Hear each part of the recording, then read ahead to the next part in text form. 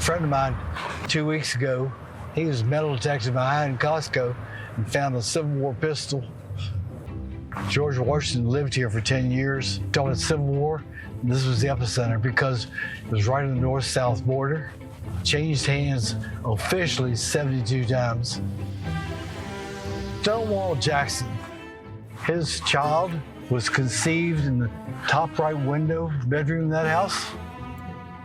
These are all Civil War battlefields. I'm James R. Wilkins Jr., better known as Jim Wilkins, from Winchester, Virginia.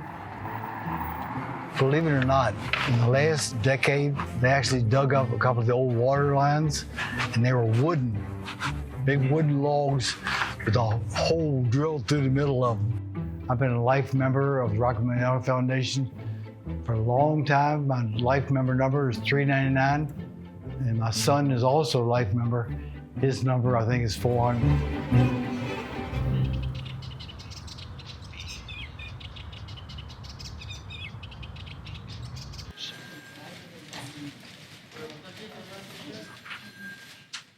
Well, in my younger years, as far as inspiration, my father passed along verbally a lot of inspiration to me about the outdoors. But he was in his mid to late 50s then. So I spent a lot of my time reading Sports Afield, Boys Life, Outdoor Life. I ate up anything that had to do with hunting and fishing outdoors. Don't know why, it was just the way God made me. We started, some friends and myself, hunting out west back in '76. We were bow hunting, primarily for mule deer. And we always liked to describe ourselves as elk hunter wannabes. We knew there were elk there. We didn't know what to do with it. We didn't know how to hunt them, how to call them. 3 country guys in a pickup truck from 1976 to now. I've gone every year. But that was the first trophy bull I'd ever killed. We're way back in the mountains, very steep. I told you I had the radio collar on him. Yeah. That was the elk, scored 376. It was wild. That's the one that's mounted downstairs. I was always very hyper. As a general rule, I worked 80, 90 hours a week. And being outdoors, I would come down, I would relax. If I hadn't been hunting over the years, I'd have probably died of a heart attack by now, because I was too hyper.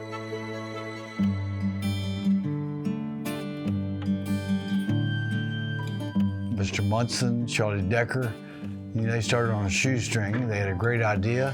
They started the Rocky Mountain Elk Foundation. It was very small. Pretty much you can say it was a Montana organization. And it became nationwide, and I'm glad to be one of their first East Coast members. I think I measured the base of 13 and a half. Wow. Yeah, that sword on this side is beefy. Both my son and grandson have hunted with me, and I think it's very important that you have to pass on the enthusiasm. But they probably don't have the passion I do. They support the Rocky Mountain Elk Foundation. They know what you're doing is right for the country.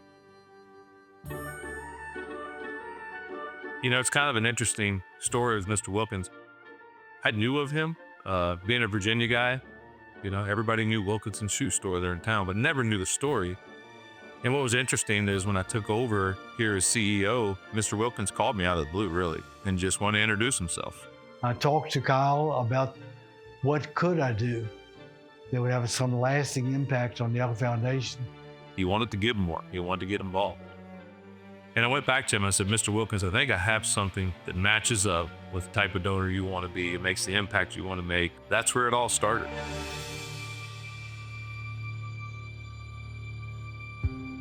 Had this idea of kind of redoing our visitor center downstairs. It hadn't changed since the day we opened this building. The key to me is that the visitor center really appeals to a lot of non-hunters. It was a quick yes, I am in. This center is important for a lot of reasons. It's a great piece to the community here in Missoula. It tells a great story of the organization, but I think the biggest impact it makes is for the youth. School systems around this area, it's one of the #1 visited places that kids like to come.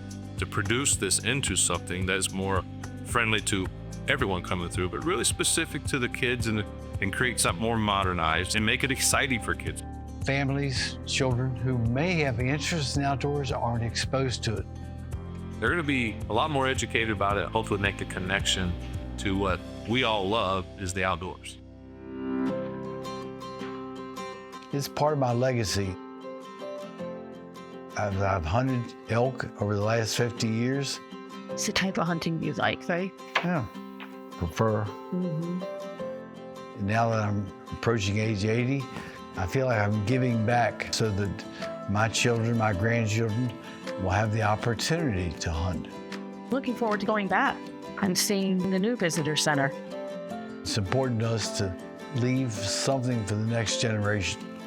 We've had a good life. Yeah. A guy from Winchester, Virginia, making this impact in the West around the education of hunting and outdoors, and specifically this promotion of elk. It's really going to set his legacy apart. He's become, I think, a good friend and a kind of a mentor to me a little bit on why we do this. I'm James R. Wilkins Jr., proud to be a life member. Number 399 is one of the more successful wildlife organizations in the United States.